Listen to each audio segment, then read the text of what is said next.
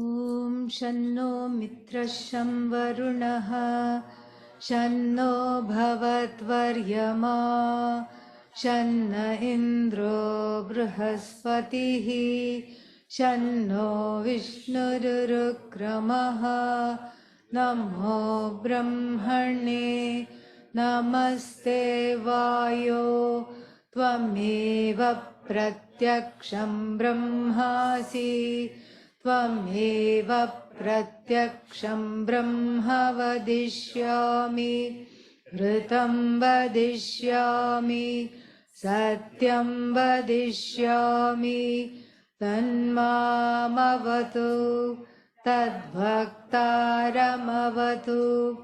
अवतु माम् अवतु भक्तारम्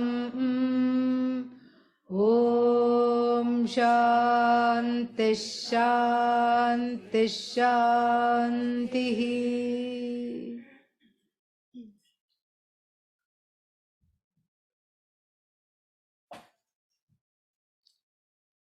Analyzing Ananda involves first analyzing misery and its source. Understanding that is an important prerequisite to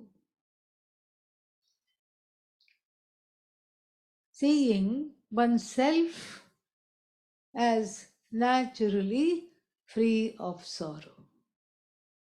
First, I have to see the obstacles, and the obstacles we have seen are primarily in the form of adhyatma, atmanam adhikritya tishtati, that which is centered on the I. Wherever that I notion is there, that identification is there, right there is a sense of lack, a sense of want, a sense of fear, a sense of incompleteness. This is what we have been looking at. And we have been looking at this from the standpoint of the three orders of reality. One is what is called ultimate absolute paramartha, means there is only you, and what you is there, not you, the complaining you. what other kind? The non-complaining, non-judgmental, objective I, that's the only person there.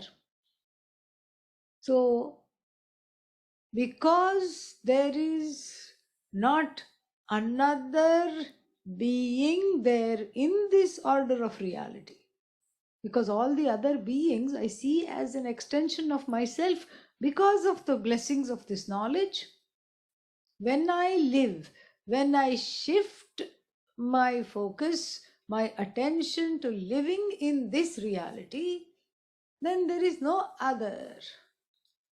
The presence of the other is the cause of fear. This is what the Upanishad says. Dvaitadhi bhayam bhavati, Brihadaranyaka Upanishad. And our own Upanishad, in question, Taittiriya Upanishad, says the following. What does it say? Udaram antaram kurute athatasya bhayam bhavati. Ut aram antaram kurute. Even the person making the slightest difference between oneself and another. And how slight of a difference? Like the edge of a blade. Ara means sword, blade. So how thin is the blade? And then even if I make that thin of a difference between myself and another, what arises is fear. And the resolution of this fear, there is a two-step resolution. So that's why we have to analyze the three orders of reality properly and take our time to do that. So the fear comes because of the fear of another. Another thing being there in my universe, immediately there is anxiety because the fear is that thing may be bigger. If there is another which is an ant, it's not a cause of fear. But that's not the presupposition. The presupposition is it's something huge, something insurmountable, something big. And that becomes the cause of fear.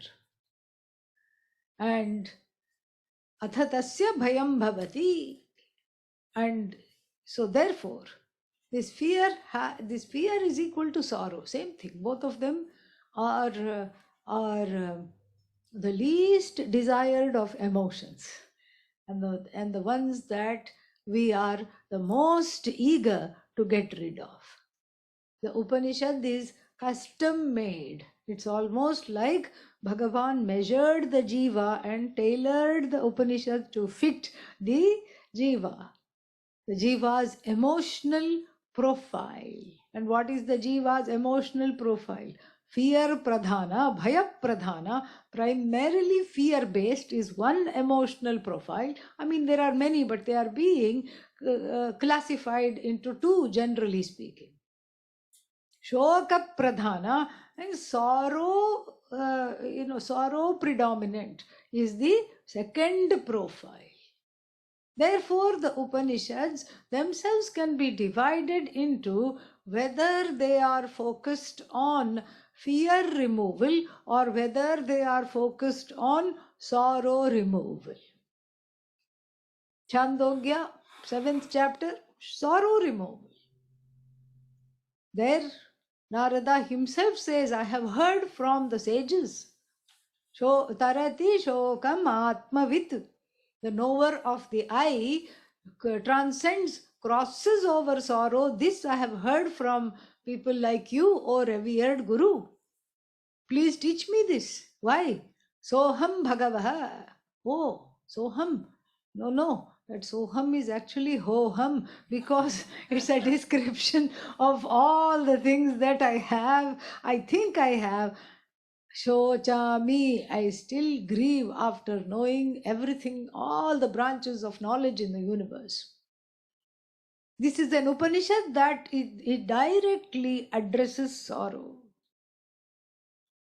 And the teacher here, Sanat Kumara, is one of the sages sitting underneath Lord Dakshinamurti.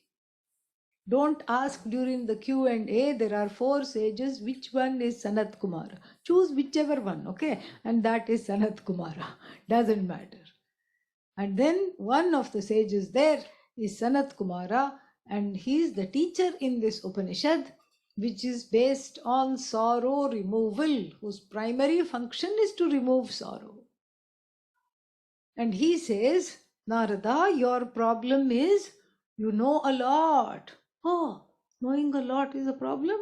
You know a lot of nothing. A lot of nothing and a little bit of nothing, what's the difference? No difference. It is still nothing. You don't know that thing because of which you know. You don't know the truth of the knower. That is why you grieve. This is the problem. And then he is taught what he does not know, which is the truth of himself. And then Shoka Nivritti, the removal of sorrow, takes place. The Bhagavad Gita is also a treatise, Moksha Shastra. It's a treatise on liberation from sorrow.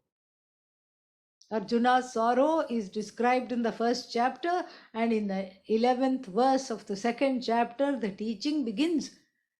And the Lord says, your problem is you are grieving over that which does not deserve grief. And we can all nod our heads wisely. Yes, this is in fact Arjuna's problem. ...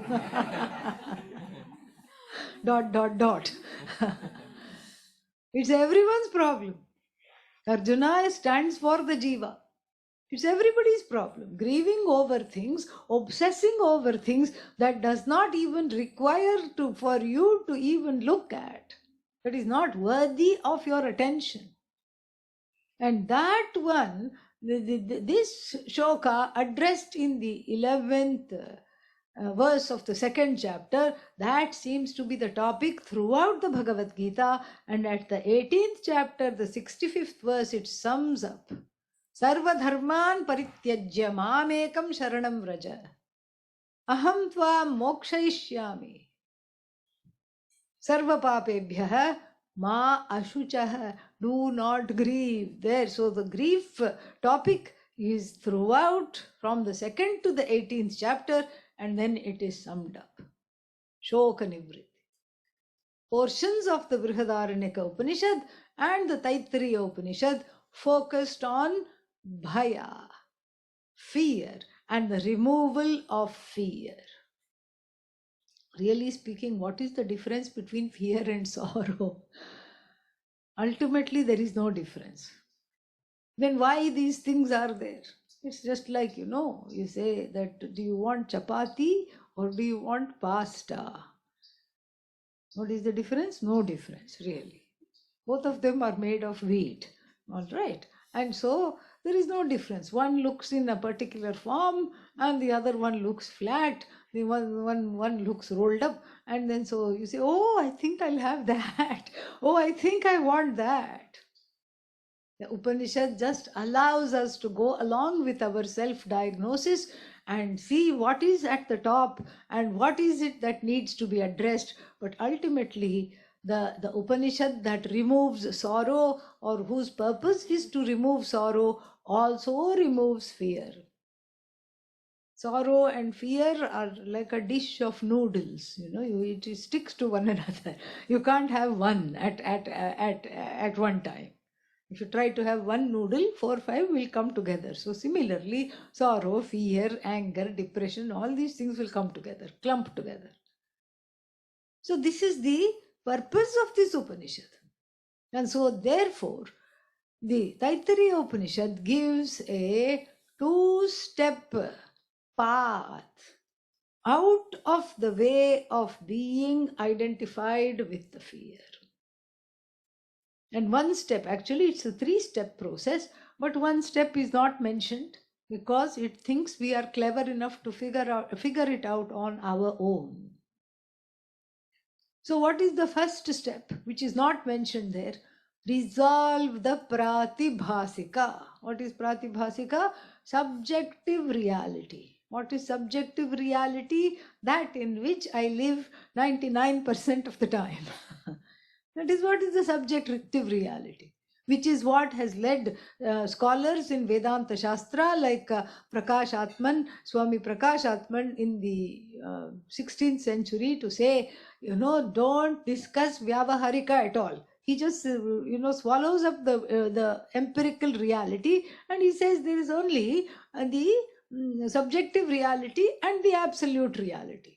How can he make such a drastic statement? Well, because he says, and there is truth to this, that whatever I see is vitiated by my raga dvesha, my perceptions. This is called drishti srishtivada. And this has a very, it has an abiding presence in Vedanta Shastra.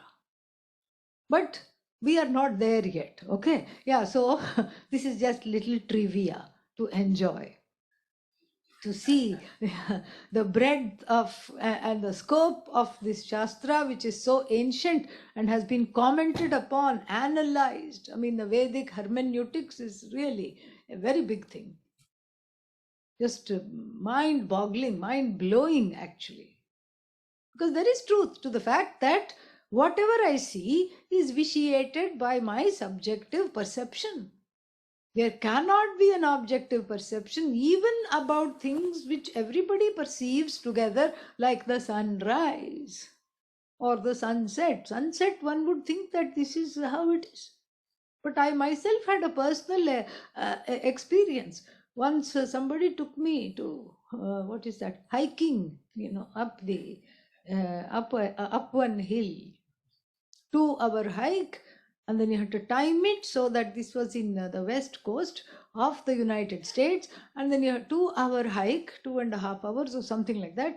And you had to time it so that you reach the top of the mountain at sunset. So you can enjoy the sunset. So we were there a little early. So I just sat down to meditate. It was just so perfect. The sun was not yet ready to go into the ocean and do something beautifully, what it does. And then the breeze was gentle, the temperature was perfect, everything was lovely. So I just sat down to meditate, and soon the meditation was disturbed. How? Because I heard some talks of the one more family coming up the hill, doing the last bend to come up to the hill to also do the same thing that we were planning to do, admire the sunset. And one could see there were two teenage boys and the husband and the wife. And one could see that this was just the wife's idea. The teenage boys were complaining that the phone was not working. There was no network. They were all going like this. They were not interested in the surroundings even one single slightest bit. And the husband was in his own world. And she was just the torch bearer of joy and the beacon of fortitude. Come on, guys, only few more steps. Look, I have already reached here. The view is going to be wonderful. The breeze is nice. Come on, come on. They all came up slowly. Then by the time they came up, the sun was doing the Mother Maya, the goddess, was doing her magic. She took out her paintbrush and started to paint. Orange, pink, purple, and the sun was doing its thing, the earth was doing its thing, the wind was doing its thing. Everything came together to give this magnificent view. Even the boys stopped talking for a split second. Everybody is watching this. And she turns to the husband and says, "Honey, isn't this wonderful?" And he says, "It could have been better."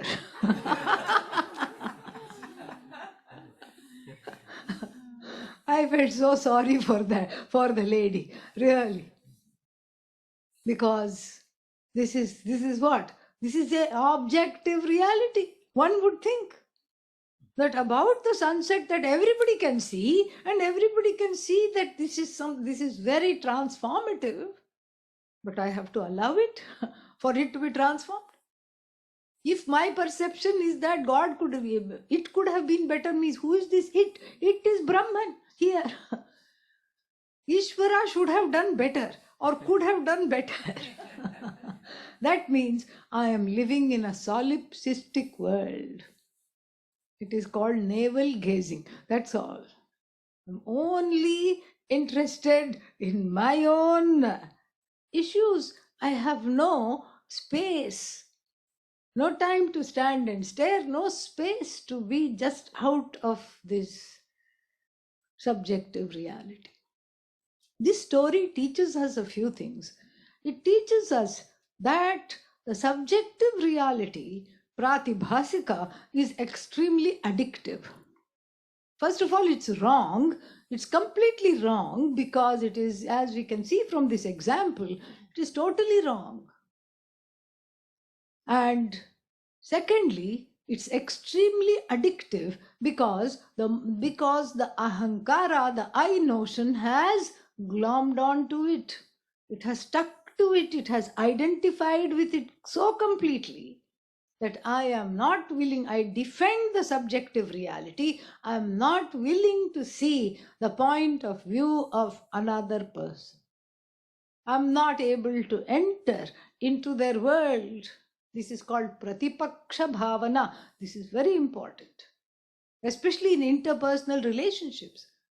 I don't have to identify with the people's pain, but I can enter their world briefly and see, oh, this is what you're feeling. This is what you're thinking. And this is what is the problem. But I have no capacity to do that.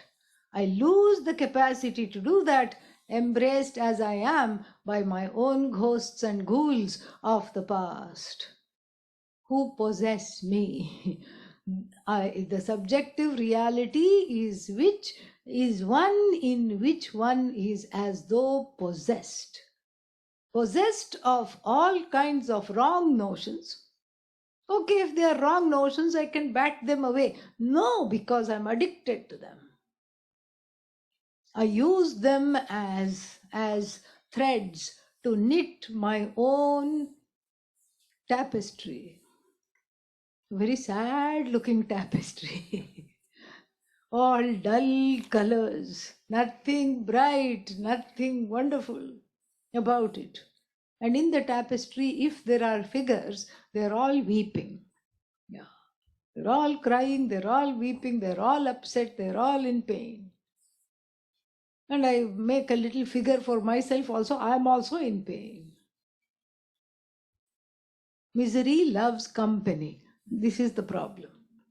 Then I take my own subjective reality and then I'm lonely in it. I want friends. Who is there who shares my nonsensical thoughts and feelings? Raise your hands. Befriend me. Why should I befriend you? So that we can live sadly ever after. In the beginning, there is a little bit of an excitement. Why? Because not only am I completely living in my subjective reality, I want to invite another, not only because I'm lonely, but because I want this particular reality to be ratified, to be validated. Even though I know it's wrong, everybody knows it's wrong, and living in this reality is toxic to me. I am becoming more and more out there. I know that. Everybody knows that. But yet, I want somebody else to say, no, you are right. Sunset is terrible. You are right.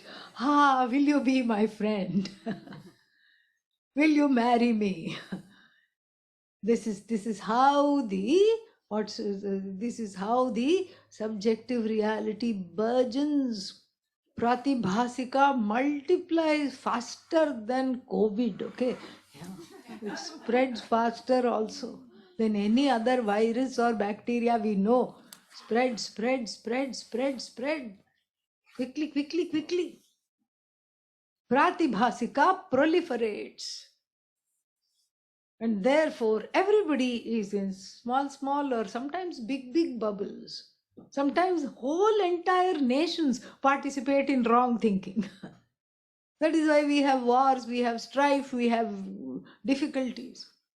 It's almost we are hypnotized by this reality, the subjective reality, and it is ratified, it is validated by certain institutions, organization on the organizational level, on the institutional level, on the collective level, on the individual level. Wherever you go, there is just this bunch of perceptions and impressions that may or may not be correct. And what do? Unthinkingly or wrong thinkingly, we keep reproducing it as though our lives depended upon it, until we enter the doorway of the temple of the Shastra.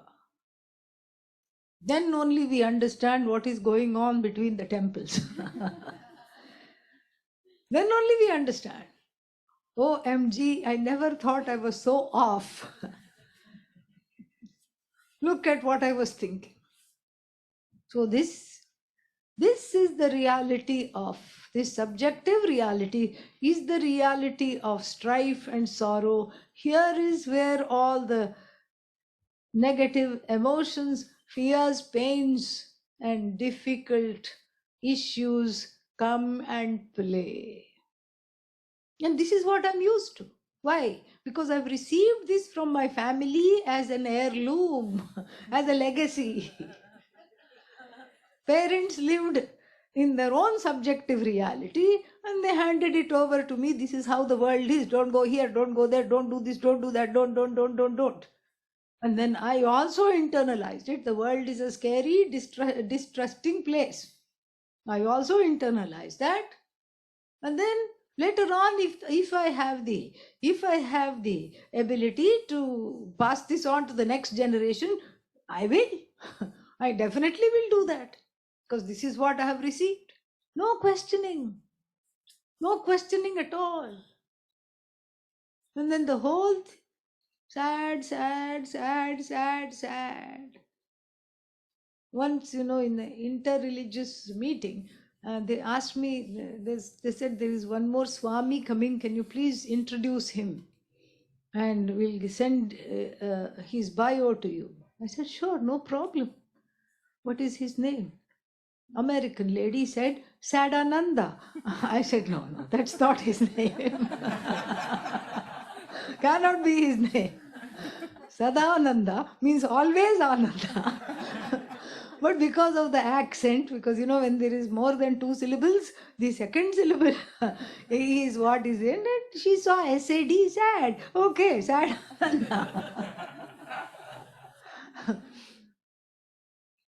So then I thought, okay, this is the human journey from Sadananda to Sadananda. This is what it is. From ho-hum to so-hum. This is what the journey is. The Vedantic journey is this. So the first step is understanding that I am in the grip of a subjective reality, which includes my own self-judgment, which includes my self-loath, which includes my discomfort with other people. This is a radical change in the thinking. If I am uncomfortable with people, what do I ascribe it to? Oh, something is off with them. No. Then, if I'm uncomfortable, there are 2 ways one thinks. Something is off with everybody else. Or one internalizes it as, I am not okay. Something is wrong with me. I go into this group, nobody even looks at me. Why should they look at you? Tell me this. I just don't understand. But there is this wanting to be validated, to be ratified. Addiction for this validation. Why? Because the insecurity centered on the self is taken as a reality, is taken as paramarthika. It is not absolute. It is not ultimate. It is a mistake. It's a mistake. Therefore, the subjective reality, if I have to first accept that I can be wrong. If I go into the room and I'm uncomfortable, I have to work on it for myself. Nobody smiled at me. Somebody said. I said, did you smile at them? No, the person was very truthful. I didn't smile at them. Why will they smile at you? They also did not smile at you. Next time try smiling. No, why should I smile first? There is also that thing. Let somebody else smile first. How many people? What is the world population? Only human beings, okay? Yeah. What is the world population? 8 billion people, each one thinking, I'll smile if the other one is smiling. Then we have a scowling world of 8 billion people. Pratibhasika. The subjective reality makes me do all kinds of these kinds of shenanigans. I'm not willing to come out of the shell of the subjective reality because I have internalized its message as a scripture. So I have what? I am the author of Sadopanishad. Yes. Bhayopanishad. Yes. Fearopanishad. Sadopanishad. This is my legacy for the world. This is all a projection, a personal projection, a strong projection of fears and terrors and wrong thinking, because of which I make myself miserable. We can come out of this. There is not just hope, there is every possibility, the promise. It's not just a hope. The Upanishad promises amritam ashnute. Athatasya bhayangato bhavati. The one who knows this gains immortality because he is no longer confined to identifying with their little world, the body, mind, sense complex, and other finite things. Amritam ashnute, bhayangato bhavati, free of fear. But first, I have to be willing, really, really willing to see how to come out of this. That is the first step, which the Bhagavad Gita teaches to a certain extent. But the Upanishad thinks that we will do our own housekeeping. We will clean the internal cobwebs and dust off the ragadveshas and do all kinds of things. We'll do that on ourselves and throw out the garbage. This is what we need to do. And by way of a small, people keep saying, I hope you're going to, what is that? Address some practical tips. Yes, these are all practical tips. This is the practical tip. Next time you enter a room or a place that is populated by people, go in there with a sense of belonging. Occupy your own body, mind, sense complex. Occupy the room with the grace and integrity you naturally command. Then see what happens. And then that is the homework, and then we can check on the homework in the next satsang. Om Purnamadav Purnamidam Purnat Purnamudachyate Purnasya Purnamadaya Purnamevavashishyate. Om Shanti Shanti Shanti. Harihi Om Shri Gurubhyo Namaha. Harihi Om. Thank you.